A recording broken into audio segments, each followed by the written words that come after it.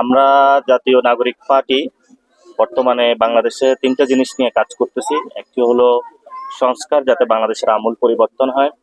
সাথে সাথে 2 নম্বর হলো আওয়ামী লীগের যেসব সন্ত্রাসী আছে তাদের যাতে আমরা বিচার প্রক্রিয়া নিয়ে আসতে পারি, এবং মানুষের যারা পকেটের ট্যাক্সের টাকা কেটে নিয়ে গিয়েছিল, ব্যাংক লোপাট করেছিল, এবং সাথে সাথে শেয়ার মার্কেটে অনেক মানুষকে তারা নিঃস্ব করে দিয়েছিল, এগুলো যাতে বাংলাদেশে সুষ্ঠু বিচার হয় সেজন্য আমরা বিচারের দাবিতে মাঠে যাচ্ছি।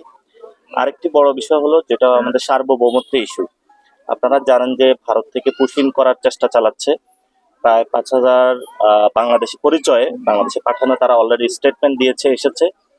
আমরা সেক্ষেত্রেও কাজ করছি যাতে আমরা নতজানু পররাষ্ট্রনীতি থেকে বেরিয়ে আসি, একটি স্বাধীন পররাষ্ট্রনীতির দিকে যেতে পারি। আর আমরা বিভিন্ন জায়গায় জেলা সফরগুলোতে যাচ্ছি, মানুষের সাথে কথা বলতেছি।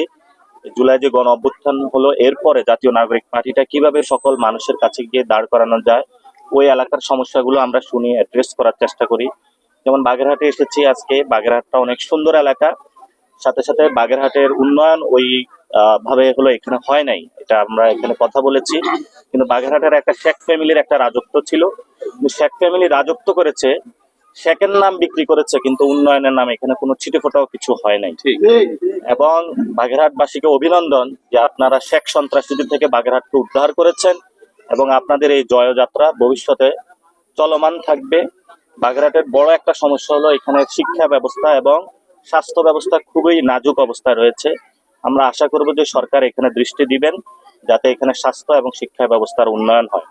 আর আজকে আমার আসার উদ্দেশ্য হলো, আমাদের এই দেশে ইসলাম নিয়ে এসেছে যারা আমাদের অলি গাউস কুতুবরা, তারা নিবৃতে এখানে এসে ইসলাম প্রচার করেছে এবং তারা ইসলামের জন্য অনেক কাজ করেছে।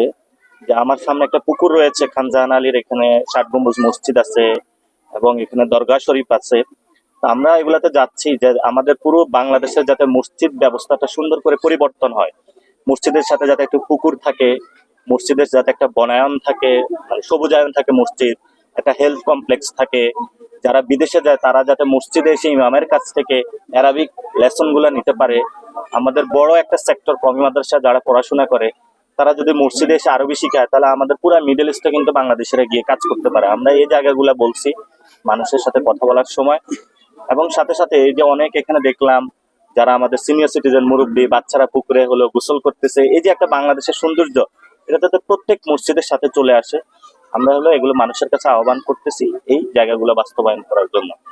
আর ভাই একটা প্রশ্ন করেছেন যে আমাদের ঢাকাটা আমি ইলেকশন করেছিলাম, সেখানে মির্জা আব্বাস সাহেব উনি অসুস্থ আছেন, আল্লাহ ওনাকে সুস্থ করে দিক, আমরা সে প্রার্থনা করি।